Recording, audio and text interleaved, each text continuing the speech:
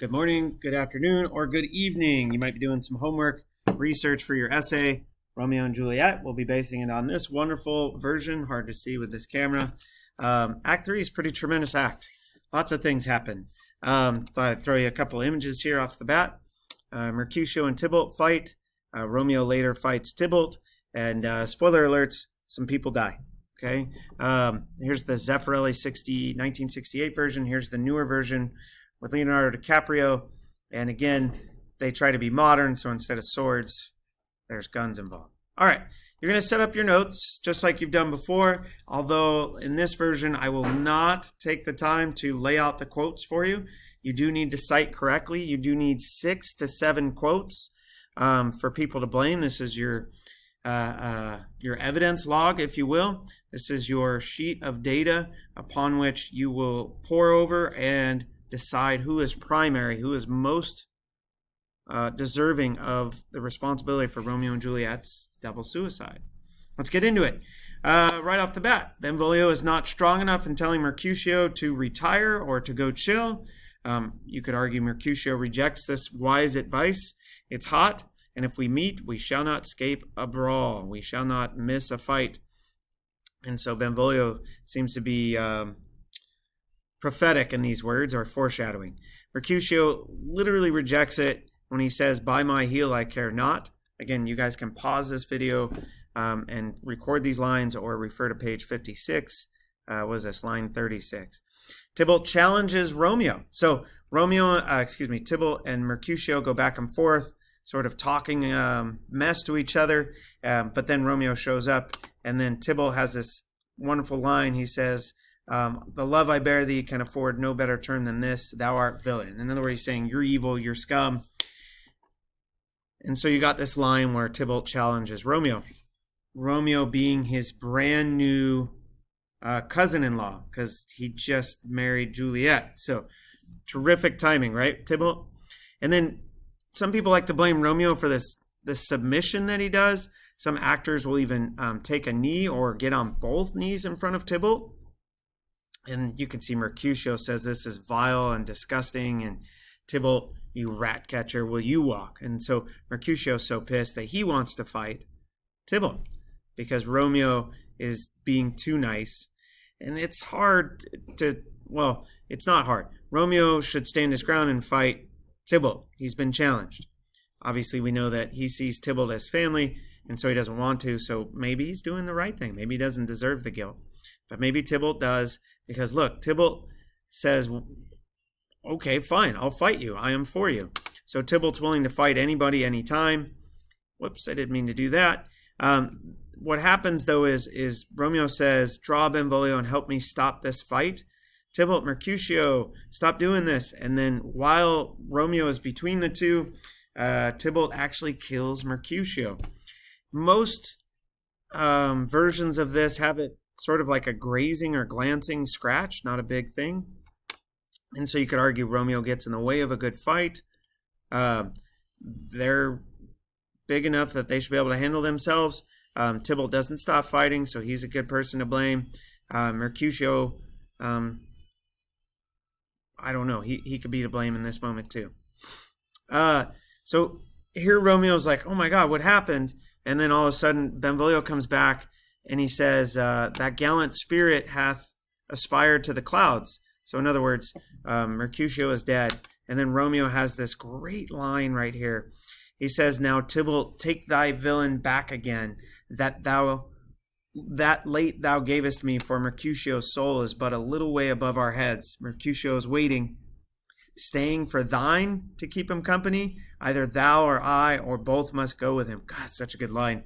So he's saying, Mercutio's waiting. Either you or me or both of us are going to join him. And then they fight.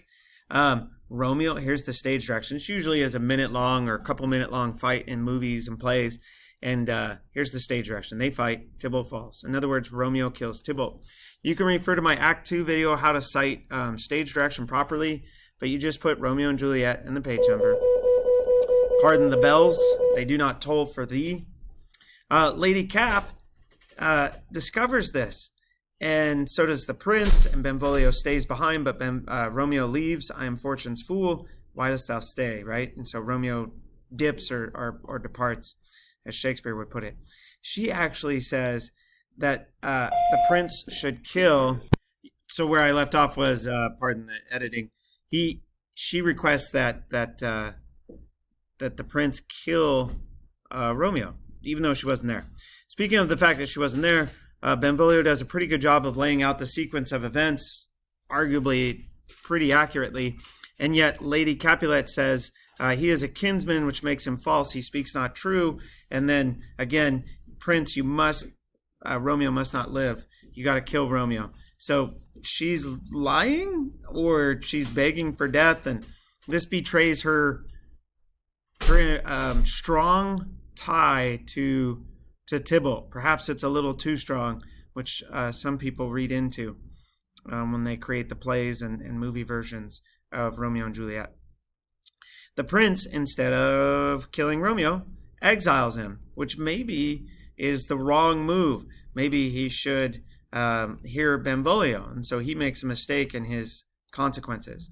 The nurse comes in and poorly tells Juliet that Tybalt is dead. At one moment, she thinks they both are dead, and then there's this great line. There's this great line right here, line 71. For who is living if those two are gone? And so she's threatening to kill herself right away. The nurse does not do a good job of comforting Juliet in this time of loss. So how she tells him is poor. The nurse, speaking of not telling and comforting Juliet, she actually curses and shames Romeo right to Juliet. She says, "Shame come to Romeo." Again, that's on page 63. So that's going to really cause a lot of concern and emotional turmoil in Juliet. Juliet threatens death. There's this line here where the cords are set up for a rope ladder to Juliet's chamber, her bedroom, which Romeo will ascend, not to heaven, but up to her room. And she's saying those cords and to my wedding bed. So just me and the cords and death, not Romeo, take my maidenhead. So she's saying death is going to enter my bedroom on my wedding night, not Romeo. So she's threatening death. And the nurse says, fine, I'll promise I will find Romeo. As she literally says, I'll find Romeo to comfort you. And she'll find him in Friar Lawrence's cell. In almost parallel fashion, you have Romeo saying there is no world without Juliet. And it's like what does Shakespeare say through Friar Lawrence? To a holy church incorporate two into one. Both Juliet and Romeo seem to have the same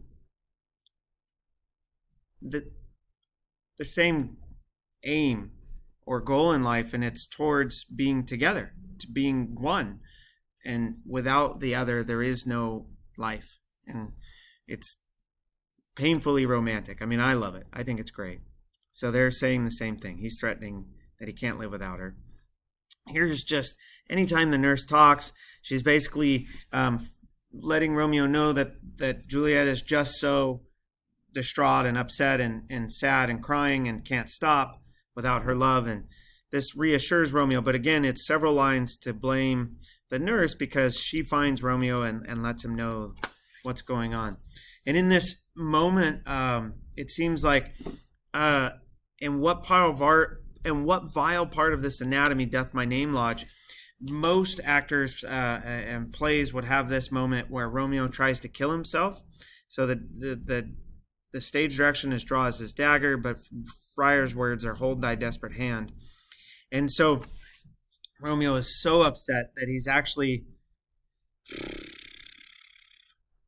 possessed by this depression that there is no life without his love Juliet, and you know, if he's logical about it, maybe he takes the long look, and that's what the friar's trying to tell him to do. It's such a great speech for when young men can be too emotional. And you know, thy tears are womanish, thy wild acts denote the unreasonable fury of a beast, an ill-beseeming beast, seeming in both, right? I mean, art thou a man? Thy form cries out thou art. Oh, it's so good.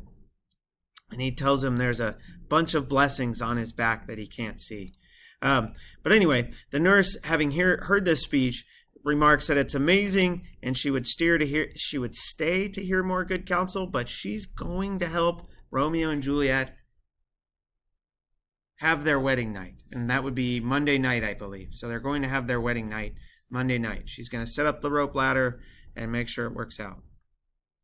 This has got to be like super soap opera crazy, right? So if you could see the other page, Romeo and Juliet are spending the night together, their first wedding night. So, and meanwhile, Paris, so you could call this Monday night, late night, Tuesday, early morning kind of problem.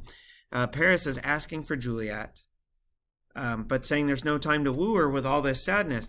Lord Cap says that he will marry this noble earl. He's saying, I will promise my wife to you. You'll get married. And then he says, therefore, we'll have some half a dozen friends, and there an end. What say you to Thursday? So this is going to be Tuesday morning pretty soon. And he's saying, I will set it up. You can marry my daughter this Thursday. Meanwhile, on the other page, Romeo is going to have to escape the rising sunshine for safety from Juliet. Lady Cap comes in the following morning. So Romeo just leaves, and she says, if you want to blame her, she says, we will have vengeance. I will send one into Mantua. That's where Romeo is banished to. That shall give him such an unaccustomed dram of poison that he shall soon keep Tybalt company. She's going to hire someone to kill Romeo. Romeo just married her daughter yesterday, and they just had their first wedding night. Like, Romeo, the bed's probably still warm. Moving on, Lady Cap says to Juliet to marry Paris. She finally delivers the message here that has sorted out a day of joy. Juliet stands on her own and rejects it. But here comes Capulet marching in. Boom, boom, boom. Aye, sir, but she will none. She gives you thanks. I would fool were married to her grave.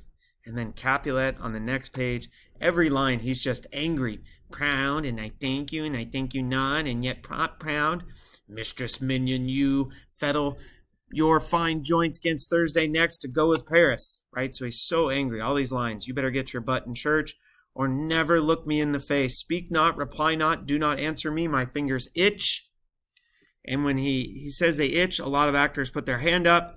Some actors will actually, spank, slap. Probably slap's a better word. Slap Juliet for her rejection of his request, right? She's rejecting what he has set up for her. So just lots of lines here. And then it gets really sad on the next page. Lord Capulet actually threatens to disown her. And you be mine, I give you to my friend, and you be not.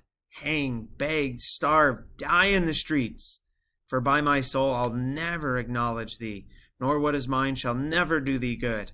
Trust to it, bethink you, I'll not be forsworn. You will not reject me.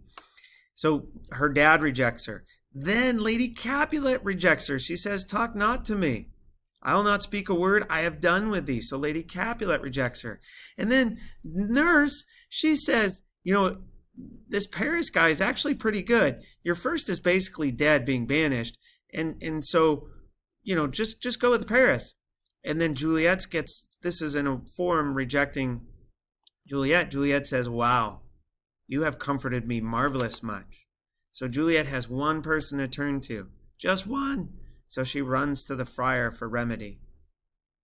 So that concludes Act 3, Scene 5. Well, all the scenes, in Act 3. It's a heavy one. You have Mercutio dies, Tybalt dies right after he marries Juliet. Romeo finds Tybalt, and then they fight, and Romeo kills the cousin of his wife. And then all the drama with the parents and Capulet promising that Paris can marry Juliet. And then bet you can't wait to see what Juliet finds when she sees the friar. Wink, wink, nod, nod. She finds Paris there.